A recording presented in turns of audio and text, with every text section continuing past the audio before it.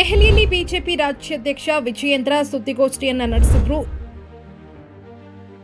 ಈ ಸಂದರ್ಭದಲ್ಲಿ ರಾಜ್ಯದಲ್ಲಿ ಹಿಜಾಬ್ ರದ್ದತಿ ಆದೇಶ ವಾಪಸ್ ವಿಚಾರಕ್ಕೆ ಸಂಬಂಧಪಟ್ಟಂತೆ ಸಿದ್ದರಾಮಯ್ಯ ವಿರುದ್ಧ ವಾಗ್ದಾಳಿಯನ್ನು ನಡೆಸಿದ್ರು.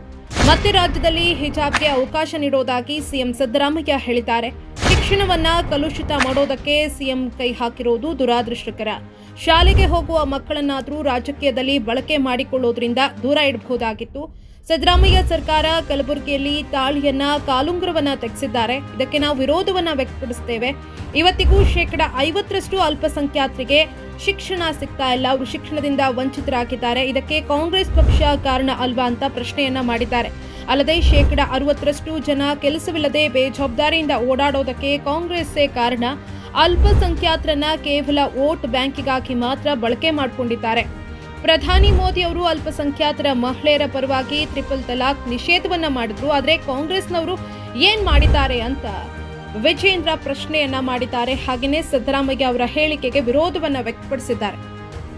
ಕಾನೂನು ಹೋರಾಟ ಕಾನೂನು ಅದು ಒಂದು ಭಾಗ, ಆದ್ರೆ ಇವತ್ತು ರಾಜ್ಯ ಇವತ್ತು ಕಾನೂನು ಸುವ್ಯವಸ್ಥೆ ಯಾವ ರೀತಿ ಹದಗೆಟ್ಟಿದೆ ಅಂತೇಳಿ ಸರ್ಕಾರ ಬಂದು 6 ತಿಂಗಳಿಂದ ಯಾವ ರೀತಿ ಕಾನೂನು ಸುವ್ಯವಸ್ಥೆ ಹದಗೆಟ್ಟಿದೆ ಅಂತ ಕೂಡ ನಾವು ನೋಡ್ತಾ ಇದ್ದೇವೆ. ಈ ರಾಜ್ಯದಲ್ಲಿ ನಿಜವಾಗ್ಲೂ ಕೂಡ ಒಂದು ಸರ್ಕಾರ ಇದೆಯಾ, ಬದುಕಿದೆಯಾ?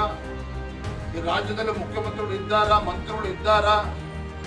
ಬರದ ಸಂದರ್ಭದಲ್ಲೂ ಕೂಡ ಅವರ ನಡವಳಿಕೆಗಳು, ಒಬ್ಬ ಮಂತ್ರಿ ಹೋಗಿ ಜಿಲ್ಲಾ ಪ್ರವಾಸ ಮಾಡಲಿಲ್ಲ, ಬರದ ವಿಚಾರದಲ್ಲಿ ಅಧಿಕಾರಿಗಳು ಸಭೆ ಕರೆಯಲಿಲ್ಲ, ಜಿಲ್ಲಾ ಮಂತ್ರಿಗಳು. ಈ ಬೇಜವಾಬ್ದಾರಿ ನಡವಳಿಕೆ ಒಂದ್ ಕಡೆ, ಮತ್ತೊಂದು ಕಡೆ ಹಿಜಾಬನ ಅವಕಾಶ ಕೊಡ್ತೀವಿ ಅಂತ ಹೇಳ್ತೀರಿ, ಮತ್ತೊಂದು ಕಡೆ ಗುಲ್ಬರ್ಗದಲ್ಲಿ ಹಿಂದೂ ಹೆಣ್ಣು ಮಕ್ಕಳಿಗೆ ತಾಳೆನ ತೆಗೆಸ್ತೀರಿ, ಕಾಲುಂಗ್ರವನ್ನ ತೆಗೆಸ್ತೀರಿ. What is your intention? ನಿಮ್ಮ ಉದ್ದೇಶ ಏನಾಗಿದ್ರೆ? ನಾನು ಮಾನ್ಯ ಮುಖ್ಯಮಂತ್ರಿಗಳಲ್ಲಿ, ಗೌರವಾನ್ವಿತ ಮುಖ್ಯಮಂತ್ರಿಗಳಲ್ಲಿ ನಾನು ಒತ್ತಾಯವನ್ನು ಮಾಡ್ತೇನೆ, ಈ ರೀತಿ ಒಡೆದಾಳುವ ನೀತಿಯನ್ನ ಕೈ ಬಿಡಿ. ನೀವು ರಾಜ್ಯದ ಮುಖ್ಯಮಂತ್ರಿಗಳು ಇರ್ತಕ್ಕಂಥದ್ದು 6.5 ಕೋಟಿ ಕನ್ನಡಿಗರಿಗೆ ರಾಜ್ಯದ ಮುಖ್ಯಮಂತ್ರಿಗಳು, ಯಾವುದೇ ಒಂದು ಧರ್ಮಕ್ಕೆ, ಒಂದು ಸಮಾಜಕ್ಕಲ್ಲ. ಸಬ್ಕಾ ಸಾಥ್, ಸಬ್ಕಾ ವಿಕಾಸ್, ಸಬ್ಕಾ ವಿಶ್ವಾಸಕ್ಕೆ ಸಾಥ್. ಈ ದೇಶವನ್ನ 2047ನೇ ಇಸ್ವಿಗೆ ಒಂದು ಸಮೃದ್ಧ ಭಾರತವನ್ನಾಗಿ, ಬಲಿಷ್ಠ ಭಾರತವನ್ನಾಗಿ ಒಂದು ಪರಿವರ್ತನೆ ಮಾಡಬೇಕು ಅನ್ನುವ ಕನಸನ್ನ ಹಿಡ್ಕೊಂಡು ಒಂದು ತಪಸ್ಸನ್ನ ಮಾಡ್ತಾ ಇದ್ದಾರೆ ನರೇಂದ್ರ ಮೋದಿಜಿಯವರು.